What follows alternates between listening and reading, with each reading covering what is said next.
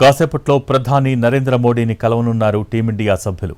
ITC Maurya నుంచి ప్రధాని నివాసానికి చేరుకున్నారు. మోడీతో సమావేశంలో ప్రపంచ కప్ జర్నీ విశేషాలను పంచుకోనున్నారు. భారత ఆటగాళ్లు ప్రధానితో కలిసి అల్పాహారం చేయనున్నారు. ప్రధానితో సమావేశం తర్వాత ప్రత్యేక విమానంలో ఢిల్లీకి బయలుదేరతారు ఆటగాళ్లు. వెంకటేకు ర్యాలీగా వెళ్లనున్నారు. ఓపెన్ టాప్ బస్సులో అభిమానులకు అభివాదం చేస్తూ వెళ్లనున్నారు.